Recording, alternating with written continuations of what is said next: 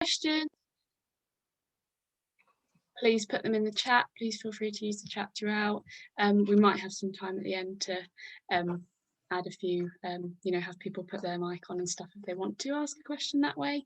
But yes, for now, we've had some really interesting talks the rest of the week this week, but they're all going to be recorded if you haven't seen them, so that's no problem.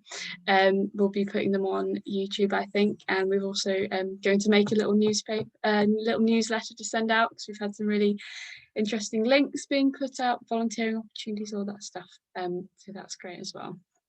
But for now, so today we're looking at the universities, so University of Birmingham and Aston University.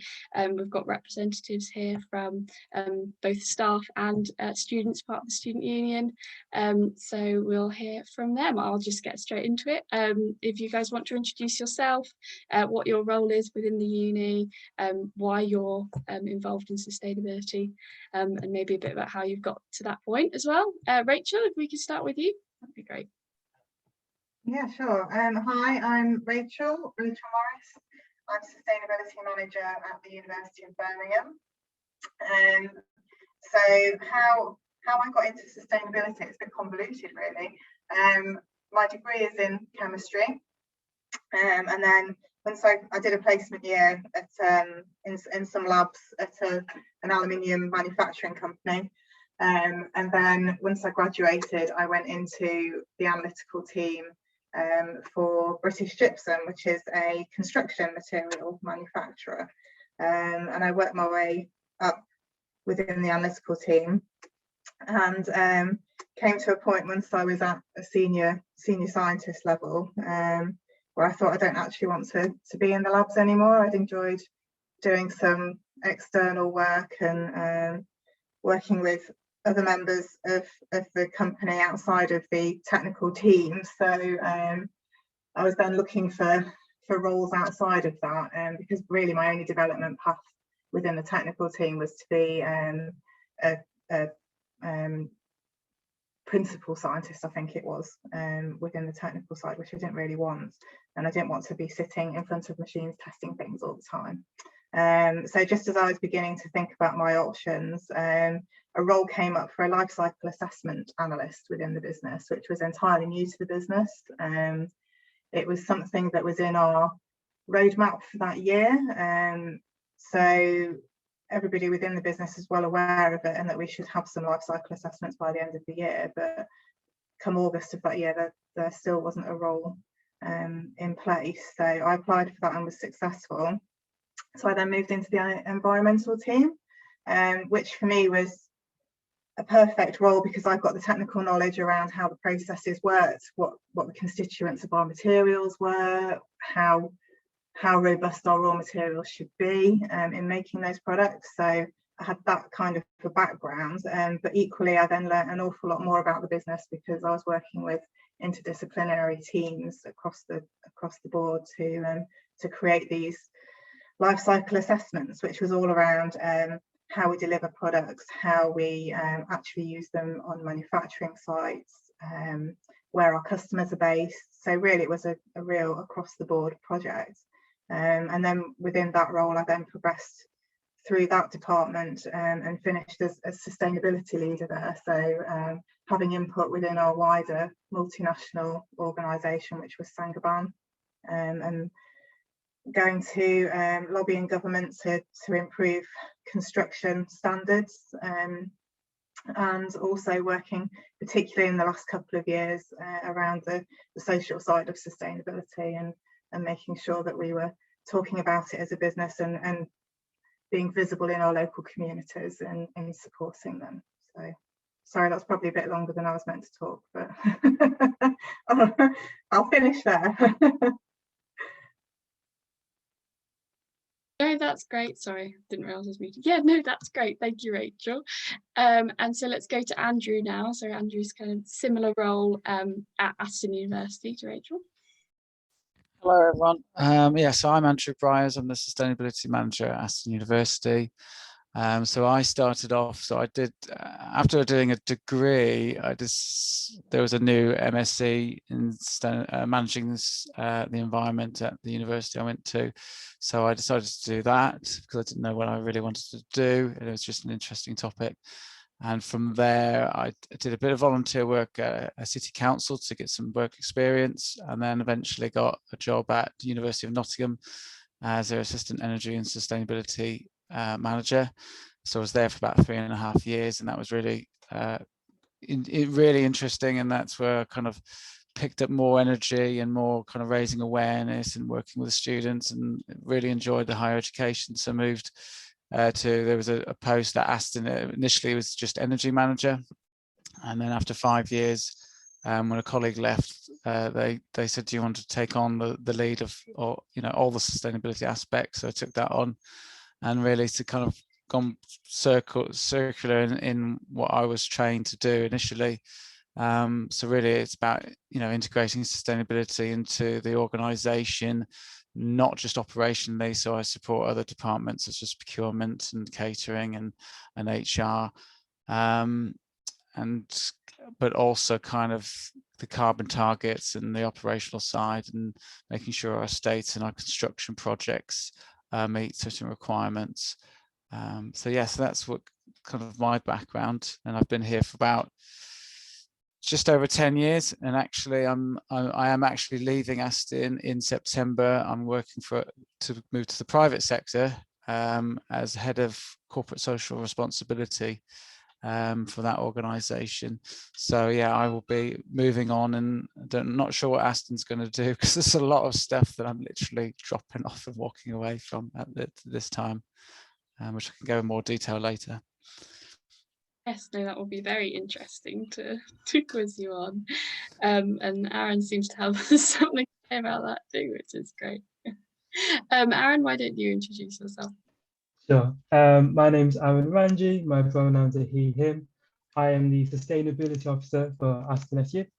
Kind of what got me involved in sustainability, I guess from a young age, it's something I think we've all really been aware of. Really hit home for me when I go to visit my family in India, see the pollution, see the environmental degradation.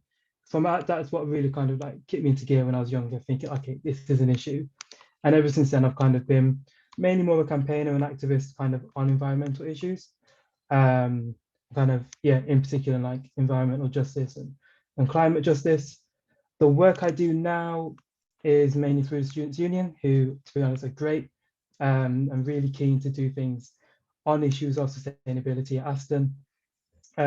We did like Green Week, which is like this big week where we got the students involved in all the challenges, kind of like thrifting and like upcycling stuff, house plants, vegan cooking, all that sort of stuff.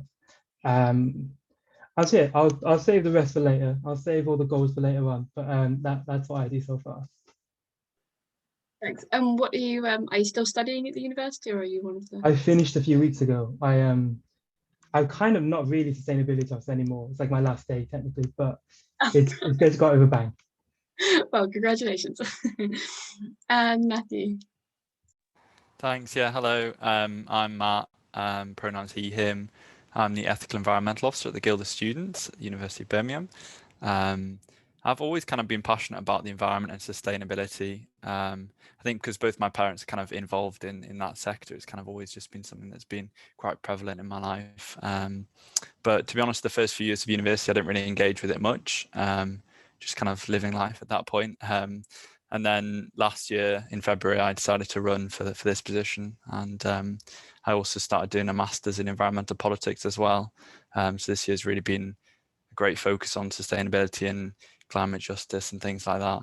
And like Aaron said, it's kind of the other side of it's kind of being like an activist side, to kind of looking at how we can create more systemic, wider change and kind of lobbying, that sort of side of things. But the Guild of Students has been a really, really, really good experience this year.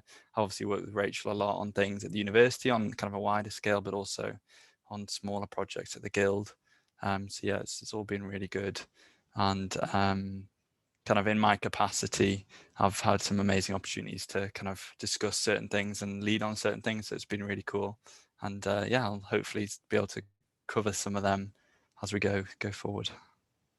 Yes, brilliant. Thank you, guys. Yeah, I suppose that's a natural place to start. If we can go for UAB first and then Aston, and just have a couple of things that you know, the university is doing at the moment. So we'll start with the stuff that's happening already. If you could give us a little bit of a summary of what the unis are doing. So Rachel, if you'd like to start first for UAB, and then Matt, and then we can go to you two. But yeah, what are some ongoing projects that people should know about? Oh gosh, well, I suppose the obvious one for University of Birmingham is probably the fact that we have sustainability as a strategic pillar now, which is the first time that that's been done, and we've been out to the staff and to students for consultation on that, which will be finalised imminently, actually. So yeah, I guess that's probably one of the key things, and one of the probably more scary thoughts, having started, that was literally, I think, within my first week we were drafting that and it going off. So yeah, a bit of a culture change to be part of that, really. So from that, we've got several different themes. Obviously, for everybody, the route to net zero carbon is a key thing that we're working towards.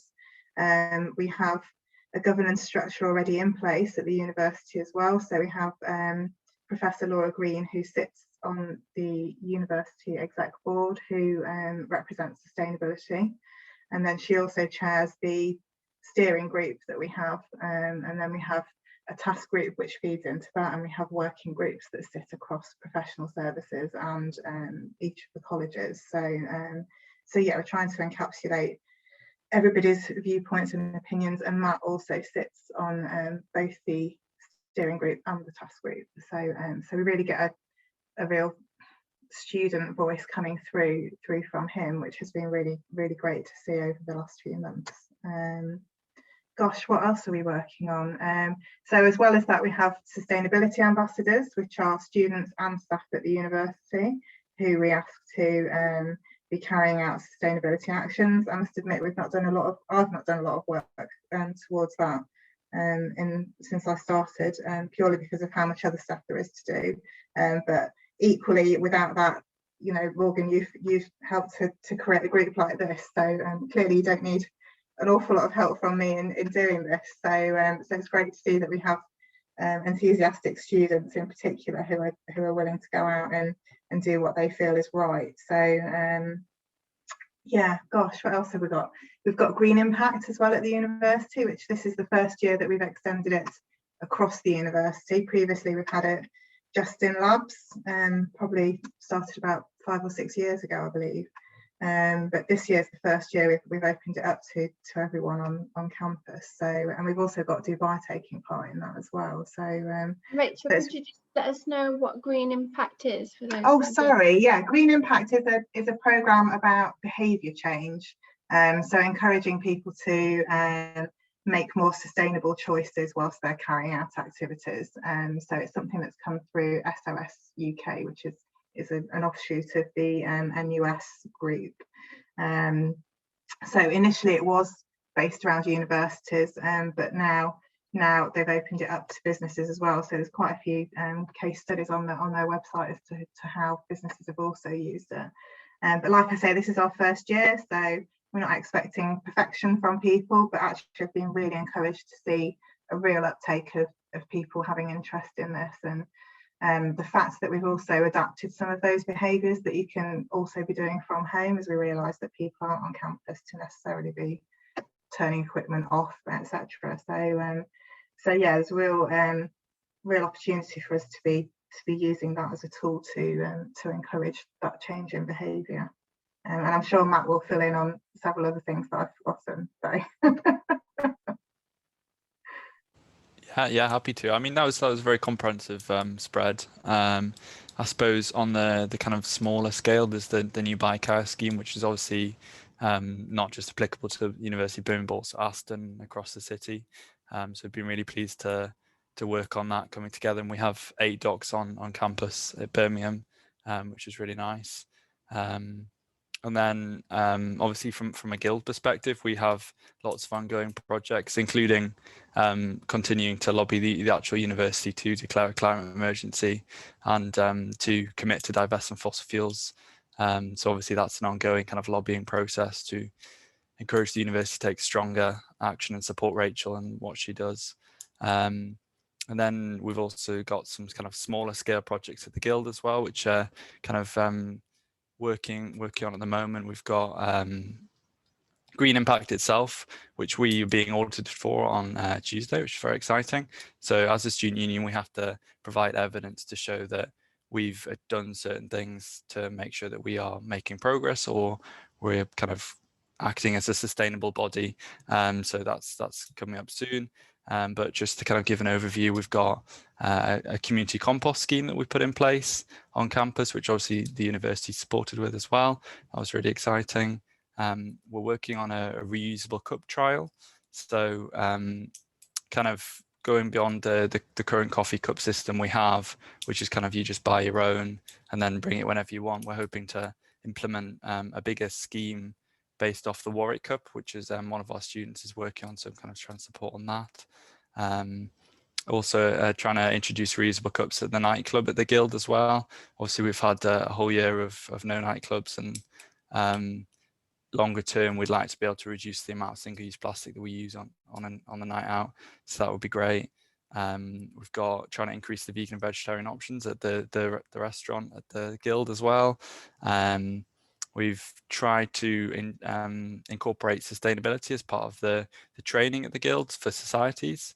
So it's been really positive steps in terms of making sure that sustainability is something that all students are thinking about. And it's kind of like, that's got to be widespread and there's got to be loads of different elements to it. But to have sustainability as part of student groups and societies training is a really good step, because it makes people think. And, you know, making people think about things can make people change their behaviors and societies change their actions for the better. And yeah, that's kind of a general roundup. We've done quite a bit on sustainable periods as well, because I think period poverty and sustainable periods is quite a big issue. So that's been really nice to work on this year. And also something that Rachel and I are working on is in regards to COP26. The university is kind of working on a series of webinars and kind of a submission portfolio that will all go to COP26, so that the University of Birmingham is kind of showing that it's got a strong kind of approach and willing stronger action, hopefully, at COP26. So hopefully that wasn't too much of a list. No, that's good. Lots of things to ask a bit more detail about in a bit, but we'll let Aston to talk about what you've been doing first of all. Hello. Yeah, so last year we had an official sign off of our sustainability strategy by the VC, and that really looks at 3 core objectives. The first one's all about operational and our, biodiversity, our waste, our emissions, and part of that, what we're working on is currently trying to set a carbon target, and what do we need to do to meet that target. A number of universities that we're aware of have set the target, but then operationally they don't know how they're going to meet it. So we're doing it the reverse. We're trying to work out which date we can hit it and what investments we need. So we're at the final sign off of that, hoping to meet the government's interim target, and definitely by that time, by 2050, we should have gone carbon neutral. The second objective is around our sustainability within our communities, so working with external stakeholders and our neighbours and our beneficiaries to see how we can support them, but also how they can support us. And then the third one is around academic services, so how we can embed sustainability into curriculum and in our research, but also train staff generally on how their job roles can impact the environment. As part of that, we've signed up to Responsible Futures, which is an NUS SOS UK initiative it's an accreditation that you look at embedding sustainability into that informal, formal curriculum. And so it's working with the Students' Union and academics to make sure you put into place procedures and processes that you can integrate sustainability. So we've just been audited. I'm waiting for the if we've passed or not. We also have the European Bioresearch Institute on site. So they look at, sorry, no, that's their old name. They've changed now since Brexit. It's the Energy and Bioproducts Research Institute. So they're looking at different waste streams that can be used as fuels for different technologies, for example. We've got ISO 14001 and 50001, which is an environmental management system. So it looks at our legal compliance and makes sure that we're legally compliant, but also that we're integrating in sustainability and in the environment within the university. It's also, there's an energy management system, so it's very similar, but also make sure that we have senior level buy-in. So we've had that accreditation for a number of years. We were the second university to get SCAR HE Gold, which is a sustainable refurbishment specification rating. So it's similar to BREEAM, which you might have heard, but it's mainly on refurb projects. So we try and embed sustainability into all our construction projects through that. We divested from fossil fuels last year, and with the support of Students' Union pushing for that. We gained plastic-free status a couple of years ago with Surfers Against Sewage. So I think we're the second university to get that status, and we're also a plastic-free community. So we try and, so basically that means we've reduced single-use plastic into most of our, throughout our operations, the core bits of plastic. So, catering, for example. And one of the other things that we're working on is we've got a sustainable transport strategy, because we're actually looking at reducing our car parking from 900 spaces to maybe around 200. And we need to really kind of make sure that we put in place initiatives to support staff and students, and well, not students because they can't park anyway, but staff, to see how they can get onto site and stuff more sustainably, and that will support the City Council. And actually that group that push that strategy includes external stakeholders such as the City Council and Transport for West Midlands. And all of this is really kind of led, we were University of the Year last year by The Guardian, and that for the first time included sustainability aspects, which was based on People and Planet's University League, which you may have heard of, which Aston's we're only one of 3 universities to be in the top 13 since 2010. And that league mainly looks at how operationally we've integrated sustainability. So there's a lot of work going on. And like I said, the strategy is just happening, and there's actually 3 spin-off groups now to look at each objective, which is just starting, so that we can make sure that we're actually driving that strategy in the right direction. And there's a senior level strategy steering group, which is chaired by exec and has pretty much most members of exec on now. So that's something I've literally just started, and now I'm just leaving and walking away from it. So yeah. Oh, we're doing so much great work. I'll focus on the SU side of things, because that's what I've been mainly involved in. So we have like a similar kind of, I don't know how to describe it, just like a strategy plan that we're kind of signing off this year. It did have sustainability stuff in it, but we've increased that a lot through kind of feedback with myself and other students in the SU. I don't know how it's been for people at Uni of Birmingham, but certainly for me this year, coming in as the sustainability officer, it was almost like the pandemic had kind of got rid of most initiatives or groups I'd formed. So a large part of my work this year was setting everything back up. So getting the sustainability committee back up and running. We launched the Keep Aston Tidy campaign. So we've been doing litter picks, which are really therapeutic. I've never done it before. Litter picking is really nice. So we're doing that, which has been really cool. Likewise, we also do the Green Impact Student Union toolkit.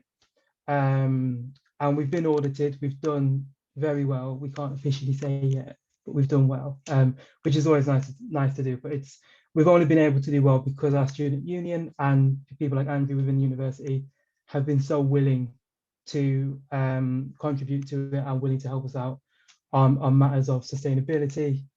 I guess kind of like other future plans. I mean, I'm leaving in a few days, kind of the next sustainability officer is dealing with all that. But we do have a few kind of things in the works. We're keeping up with the Keep Aston Tidy campaign. We're looking to do some campaigning into student accommodation recycling. So if anyone stays at the student accom in the city centre, it's awful for recycling. So we're looking to change that. And yeah, I bet it's pretty much all that's set in stone. I don't want to say something that and we're not going to do it. So yeah. Great. Brilliant. Okay, yes, it's fab to hear that lots of stuff is happening. Would you say, just to get straight into that kind of thing, would you say there's things that you wish were happening? You know, where's the limit? You know, who is it that's or if there's anyone that's kind of fighting back against that you have to kind of nudge and convince at your universities that more needs to be done? So yeah, I suppose the question is, you know, who is it that we need to convince that this stuff's still important and is getting more important, and what would you say, you know, you ideally should be happening, as well as all the great things you're already doing? So if we start with Matt, can we start with you? Yeah, that sounds good. I'm always happy to have a moan about senior management. That's suits me nicely. Yeah, so in terms of from a university perspective, obviously I've been really grateful to sit on the sustainability steering group and the sustainability task group, which has been fantastic. But a lot of the kind of sort of wider important changes often lay at the door of the Vice Chancellor, who has, I think I can definitely say this, has been quite stubborn to kind of introduce any kind of major changes, and certainly hasn't been willing to bow to student demand. And that's made kind of clear things that the university should be doing almost impossible. For example, divesting from fossil fuels. While the university's made great progress, there's just a kind of failing to do that last hurdle, and it always seems to be that last hurdle. And similar with the declaring a climate emergency, there seems to be a real reluctance to do that, and it's very frustrating. So I think obviously this situation might well change because we're getting a new Vice Chancellor, but a lot of my lobbying work has been directed towards the Vice Chancellor because I think that's where kind of the main power lies, and as a kind of key player on the council, David Eastwood has this kind of all-seeing power that allows him to make these kind of decisive decisions. So yeah, I suppose to answer the question about things I'd like to see done, obviously committing to divest from fossil fuels would be a really positive step. Going beyond just not having money there, it's also about stigmatizing the industry and showing that we don't think as a university, as an institution, we support this industry. And yeah, declaring a climate emergency would be another really positive step. Matthew, can I ask, in your experience from, you know, your role, where are the buttons that we need to press as students? Like, what do you think we need to do, or do we need to mobilize? Could you maybe, and maybe Aaron, you can input on that as well? Yeah, that's a great question. I think this year especially has been particularly difficult, given that everything's been online and it's really hard to mobilize students. It's hard to kind of get people's attention in this kind of social media world where so much is going on and people just aren't really interested. So I think going forward, I'd definitely like to see physical protests on campus. I think that's an excellent way of making people aware of the issue, making the university aware of the issue, and kind of showing a clear stand against the policies that's been taken at the moment. But I think we've learned a lot this year from learning about how we can mobilize people for online. It's just about trying to balance it and have like a hybrid between the online mobilization, also the engagement with people in a physical form as well. And what are the arguments that we need to bring? Well, I think, like, what is holding, for example, the VC back from, you know, these quite clearly ethical decisions? Yeah, I think on the one hand, there's definitely the scientific case, and kind of presenting the true realities of what the climate crisis can pose, and also the direct impact that it'll have on university students at Birmingham and Dubai, across the world.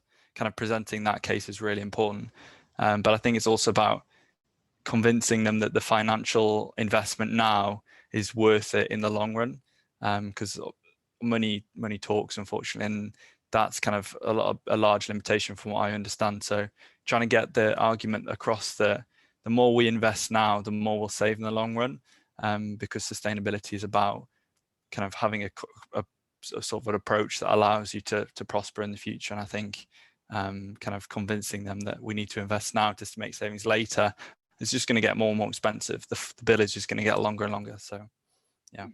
So Andy just put in the chat about that the university might already actually be divesting a lot, and that Aston was in the position to do that naturally. Is that the case at Birmingham, do you think? Maybe Rachel or Matt, one of you might have more information on that than the other, because I know there is some kind of ethical investment policy, isn't there, at the university? Do you think it is just a matter of the wording, or do you think there is still this clear, they're not quite there yet? No, it's not. We aren't fully divesting. No, we do have ethical investment policies, and we're certainly investing less than we were a couple of years ago. Absolutely, and I think we're down 0.5% now. So, but yeah, it's just certainly Matt's work this year has highlighted how much he is passionate about it, and the students as well. So certainly having frequent conversations about it. So it's definitely on the radar. It's just and I think as well, we need to be very clear in our wording and policy, like Andrew said, and be as transparent as possible. And if we're not fully divesting, include those reasons for why we're not fully divesting. But we certainly are working. We're not far off it, but yeah, it's not zero. So just to kind of clarify the way that what happened at Aston was, so probably we were divested 2 or 3 years ago, so we had a new ethical investment policy written, and it had the main statements that people and planet. And so we didn't want to get just the people and planet accreditation, the tick box, but it'd been nice to have it. So we were trying to make sure they were happy with what we were writing. So we wrote this, and they kept saying, and the major issue so before we actually really publicly stated, our finance team were really worried that no matter what any university says, that if they say they're not divesting, that's a lie, because there was what we class as indirect investments, and that's things that we can't, it goes into pensions or whatever. If you're on USS pensions, for example, they're not divesting and all this, and we have no power over a lot of them, because they're things that people have provided money or something, and we don't have a choice. So there was a big thing about this indirect, and how you define indirect investments. And eventually I got People and Planet and our finance team in a room together, and Aaron was there, and the finance guy, because I was just a middle person, I didn't know anything about the financial link, terminology, and he just said, well, this is how I class indirect investments. And she went, oh, but actually no, you're fine then. We'll let you have it. So it was just that supposedly there's about 3 or 4 definitions for indirect investments. So once we did that, they were happy with what we had, and they stated that we had divested from fossil fuels. But there was literally 2 things that we're in this indirect investment group, but from that we are changing those to a more ethical version. Right. Yeah, again, I suppose it's this theme that's been coming up all week. It's not black and white. It's not, do you do this or do you do this? But hopefully that there's still growing, as you say, still becoming more ethical, even though you've divested. You haven't just stopped there, which is nice to know. Do you think that labels and regulations and like the targets that are set by the government or by these institutions, do you think that they're a problem then? I mean, obviously you've implied there that there's the wording and stuff can cause arguments, and do you think we're focusing too much on reaching certain targets and just being the bare minimum, or the base, so divesting means this, we just get to there and we stop? Do you think that's a risk for institutions, or do you think? I think I personally think terminology can be an issue, because if you take carbon neutrality and zero carbon, there's there's about 3 or 4 main definitions that people could use. And if they're not careful, they could state that they want to be zero carbon, but then they're going to offset, and actually you shouldn't be offsetting if you're going to be zero carbon. So yeah, so there's terminology. Sorry, can you just explain what that means? So in general, you either have zero carbon or you have carbon neutrality. So carbon neutrality is you go as low as you can, and it's very unlikely you can ever go down to zero, because you're going to have some kind of using electricity, using kind of that's where your issues are. You've got you're buying and you're building buildings, etc. So you'll have to at some stage do some offsetting or carbon sequestration or whatever it is. But so there's like University of Edinburgh have said zero carbon, and they didn't agree with the states how they're going to do this. So there's real struggles there that they have to put renewables basically. So you have to try, if you've got the land, you can put renewables on and you can actually go down to zero. But a lot of, especially universities in urban environments, it's very tricky because we don't have the space for that. So yeah, there's terminology issues, and then of what's people doing, how there's things like Scope 3, which is procurement, and the accuracy is of how you measure procurement emissions. And there's a lot of people who are skeptical about certain things, and offsetting is a big thing. There's a lot of greenwashing with offsetting. What do you do? How do you work out how much you're going to spend in the future, how much you're going to get charged? So there's all these uncertainties, and I think that's a real barrier at the moment. But I think people are starting to really go the right direction, and they're just putting something to one side like offsetting just to see how it goes.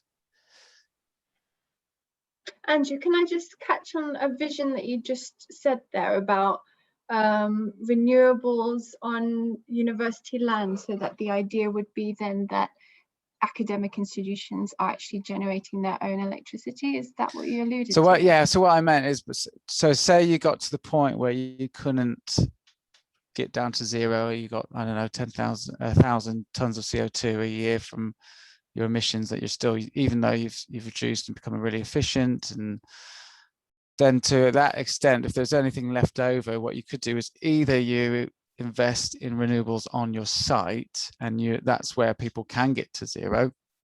But if you don't have the space, for example, we don't have the space to put a PV farm on campus to the extent that it would offset what we need, then you either invest in a PV farm off your site and it just goes to the grid, or you invest in the EAUC, which is an association for universities, environmental association for university colleges, are doing a pilot scheme where you could pay for a investment program of, say, renewables in a developing country.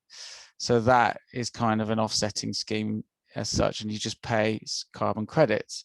Now, at Aston, our researchers don't even want to do that. They would like carbon sequestration. They would like to use biochar as an example. So you actually absorb the CO2 on site by putting that into your land, and things like that. And a lot of, there is, potentially could grow trees, but there's all this, then there's things about how many trees you have to grow, what type of trees. So yeah, there are complications, and I think it's going to be an ongoing issue for a long time. Yeah, Rachel, have you got anything, to say about how UOB is coping with that kind of thing, and whether you think the terminology is all, how it is there? Yeah, I agree with the terminology point. I think you could probably spend the rest of your life determining what you actually mean by most of the terminologies out there, and then actually not do anything about it. So I think it is really important that we start carrying out actions and trying to reduce our impacts. And also, as long as you're clear about what you are doing, I think that in itself is enough. And then for people to challenge you on that and highlight where you could be possibly doing more, I don't take that as a negative at all. If people are trying to help, and that's the whole point of this net zero by 2050, is it's for the entire country to be doing that. The government have mandated that that's what will happen. So whatever we can do, which also benefits others and teaches others and assists them in reducing their carbon impacts, is all for the good from my point of view. So yeah, I think it's difficult. I think, like Andrew mentioned earlier, we want to, as a university, we're very much evidence-based before making statements, which again, we're not releasing our plans yet because we want to make sure everything's lined up. But equally, I feel that, if the longer you don't say something, is almost more detrimental to a reputation than just saying, making a placeholder statement, saying we are doing something about this and we will have something coming soon. When is it due, Rachel? The timeline? We should have our timeline by October, November time. So yeah, it's we certainly will be there by 2050. It's just what that date is, if there is one before then. And equally, I think it's important that we have mini milestones along that way as well, so that we can feel like we have achieved something as we're going along, because 2050 is still a reasonably long way away, and to our students it doesn't mean an awful lot because they're not still going to be at university. So I think it's really important that we've got some smaller milestones that we can see along the way, which they feel like they can contribute towards as well. However big or small those may be, all of it is a contribution to reducing our impacts. So yeah, it's a bit chicken and egg really, isn't it? If you don't make the statement, then you're not necessarily going to do it, but equally, the longer it takes you to make that statement, the less you're potentially doing something. So yeah, it's a difficult one, but yeah, I completely agree with what Andrew's saying there. Just like to say, from the previous talks we have been talking about, we really need to celebrate those wins. I'm wondering if Aaron and Matthew have any ideas about how we can get that student engagement and celebrate those wins together as a community. I guess kind of getting students to visualize what those wins mean for them is like a really helpful thing. So when we're talking about divesting from fossil fuels, bringing it home, what does that actually mean for students? Particularly at Aston, we have quite a few, I think it's like one of the highest for like BAME students. Divesting from kind of fossil fuels and reaching being carbon neutral, etc. by 2030 is a huge deal for the global south and for climate justice. I know today we've said 2050. In my view, and a lot of views, 2050 is way too far. It needs to be 2030. And yeah, it's about getting students to understand what it can directly mean for them or their loved ones. Because then I think people have more of a stake in it, because often we talk about climate change or sustainability and it's quite abstract. It's difficult really to understand what it physically means to you. So yeah, by visualizing it, students then have more of a stake, celebrate it more, and then want to do more change. Yeah, I totally agree with Aaron. I think he kind of summarized it perfectly, kind of just trying to get students to understand their perspective and understand it and conceptualize it as something that will affect them. Often students kind of, there is sometimes an ambivalence just because it seems so far off and abstract. Like Aaron said, it's kind of this horrible thing that's coming, but we don't know when, and will it affect us? Who knows? And it's that sort of educational side that we need to kind of switch people on to. Yes, it'll affect you, and yes, it will disproportionately affect the global south, even though they've proportionally contributed less to it. These sort of kind of, everyone should have an opinion on it, but how do we get to that stage? It's about education. And then things like divesting, for me, it's students see it as like, it's your funds going into these companies. So as a student at University of Birmingham, although I pay my money through a loan, my money is technically still going towards companies that are fueling the destruction of the planet. And for me, that I'm not happy with that, obviously. And so it's like that kind of personal direct stake in it. Students understand that that's what's at risk here. That's what the price we're paying at the moment, and that helps them to kind of understand why we want it. And then, yeah, the celebration process hopefully comes through that later on. Hopefully, anyway. Brilliant. I'm wondering if there's much facility for different unis and different student unions to communicate their successes and failures in this kind of thing. How much do you hear? I mean, obviously, Andy, you've got a great knowledge of this. You said you wrote some of your masters on, I think that was what you meant, or one of your reports on about, you know, just general different universities and their own successes and failures in fighting the climate crisis. You know, how much do you talk to other unis and other institutions? If we can ask Matt and Aaron first, you know, how is the student, you know, the National Union of Students kind of communicating, or do you think there should be more communication about, you know, your wins and failures? Yeah, I definitely think there should be more. I think there's always, you know, the capacity to improve on these things. I think Green Impact and SOS do a lot of the good work for kind of showcasing that the best examples of kind of victories and things that are going well. I mean, I think they have a newsletter every so often. I certainly contributed to at one point, where you can read through and see what each student union is doing. And then obviously on the Green Impact website, they've got various case studies about different student unions. But yeah, I mean, definitely there's definitely more room for collaboration. I attended a SOS Students Organised for Sustainability kind of training workshop at the start of the year, which was really cool. And kind of we all came out of it saying, you know what, we'll work together and we'll stay in touch and stuff. And you know what it's like, and this whole year has just kind of been such a crazy rush that in the end I probably reached out to them, you know, one or two of them once or twice. You know, it's kind of just so hard to do that, and especially since a lot of our roles, I think Aaron's as well, is a part-time role. It's kind of hard to keep things going when you've got your studies as well at the same time. So definitely room for greater collaboration and for kind of celebrating wins. Aaron? Yeah, I agree. It's one of those, the information is out there. There are ways of finding out what university has done well, you know, what they haven't done well, but it is an issue of capacity. You know, part-time, doing my final year studies, I can't always keep focusing on the sustainability officer stuff. And I definitely know I've promised Matthew a few things that I've totally forgot about, because capacity does become an issue, especially when you're a part-time officer. But I'm going to let you into a little secret here, some exclusive. I asked them, we're trying to hold together a COP26 thing with all the West Midlands unis. So we've not done too much on it yet, but it's something in the pipe works, which I'm going to email you, Matthew, about soon. But it is that I think using kind of national events or global events like COP26 to try and galvanize collaboration. Yeah, it's really important. Like I said, the data's out there, the information's out there. It is just sometimes an issue of capacity. And are there any opportunities for students to get involved in that? There will be. We just need to talk it through with university SUs, make sure everyone's on board.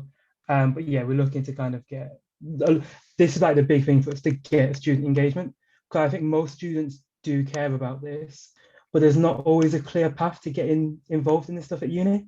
And that's why the things that we're doing is so great. It makes it more accessible. But yeah, that's definitely one of the core themes of that event. Yeah, we'll definitely include that in our newsletter.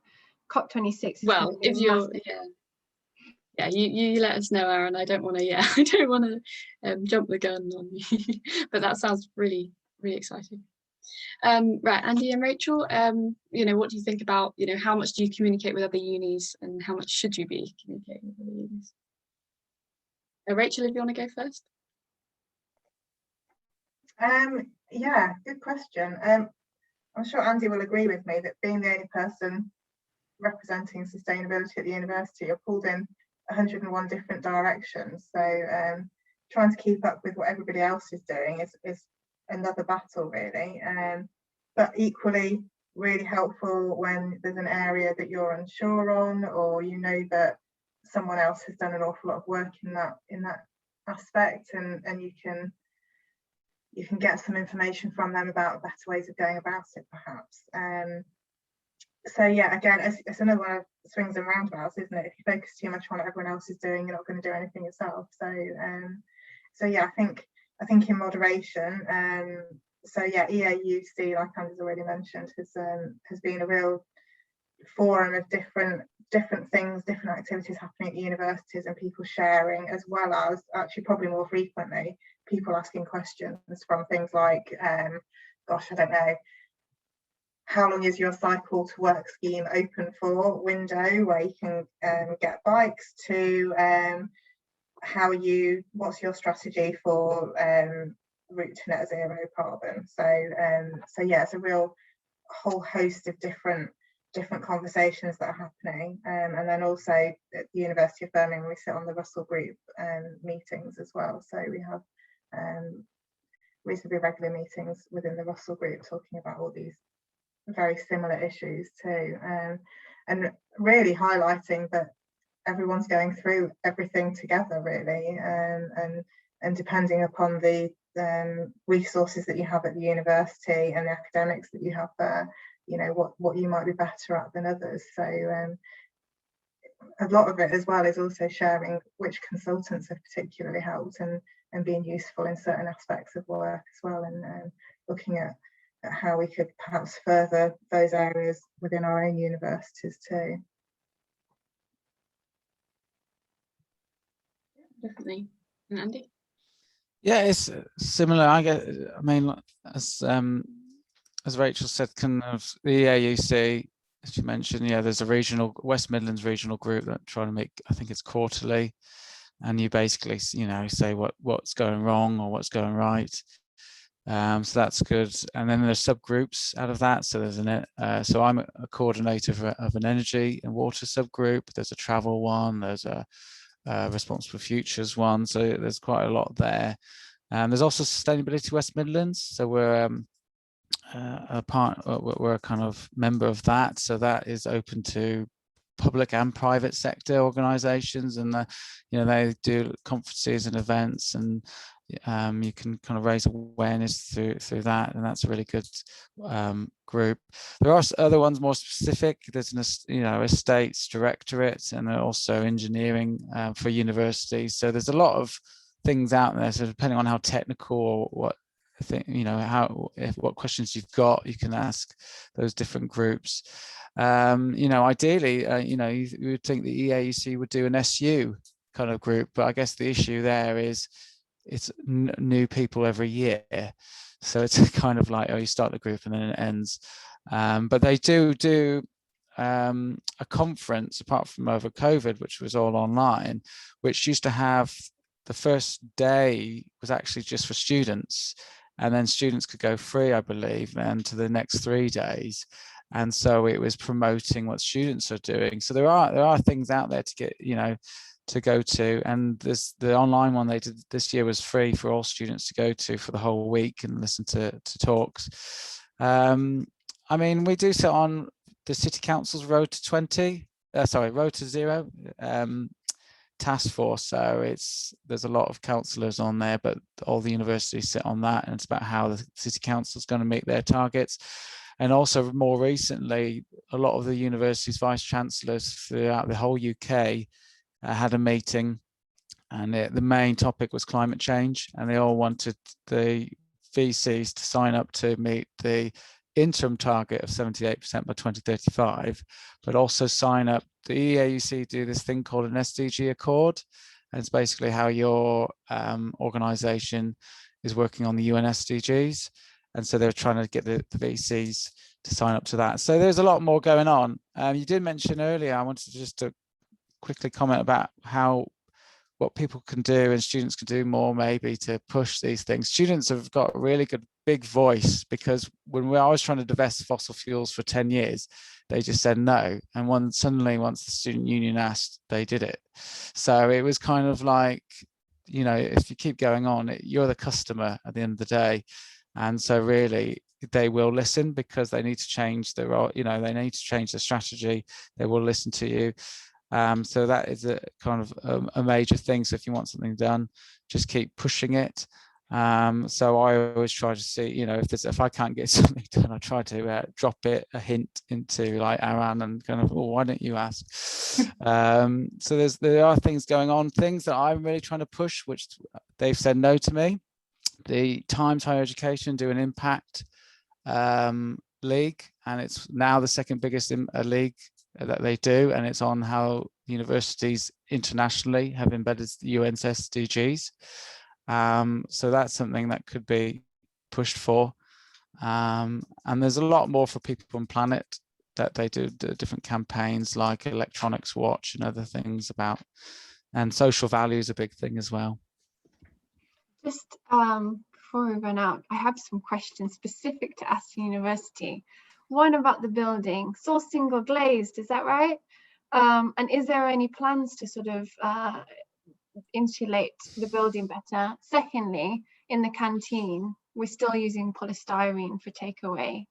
I don't know if that's the case in UOB as well, but do either of you have any ideas of what's happening with those? So part of our common targets and the strategy we've written, we've just been awarded 2.2 million from the government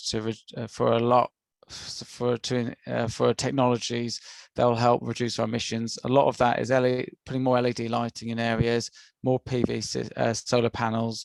We're replacing boilers in our business school and our main building that do the hot water with technology such as air source heat pump technologies. Actually, it's a new technology based on CO. As an engineer, you might be interested. It's a CO2. It's used CO2 gas as within that air source heat pump, which is relatively new. There's lots of new free cooling systems. So yeah, now single glazed windows actually have a huge payback period. It's about 150 years. So what you invest, you're not actually it's one of those kind of myths. You don't save that much energy. It's what we do is we do draft proof. So as we refurbish space, we keep the same window but make sure it can close properly. That's where the issue lies, is that they don't close, and that's where you get it's cold in there. So we will draft proof because it's so expensive, double glazed. We are knocking down the south wing and the north wing, so those buildings will reduce our emissions by just knocking them down. We're not replacing. The canteen shouldn't be used polystyrene. They do use compost, so I'll check into that, because they're one of the only universities that I'm aware that for years have been doing crockery and cutlery and have their own water dispensers, etc. They do use compostable cups, which we still say shouldn't use, but I think they're trying to show the message is better than what happens to them. So we are trying to see what alternatives are. But if you think if you are sure there's polystyrene, then I'll check into that, because unless that was just a short-term COVID thing, that's the only thing I can think of why that would be. Okay, sounds like you've done some telling off there, Gabby. Andy will have to go go speak to some people about the polystyrene that they've been hiding from him. Yeah. Great. Okay, so I'm conscious of time, and it's been really fantastic to speak to you guys. I wonder if, just as like a last thing from all of you, we could have a little word of where students should be talking to. Just really short, if a student had something to say, who should they be going to? And also, if you've got any, like just a last positive note, I suppose, for the future of the unis. So if we could go with you first, Rachel.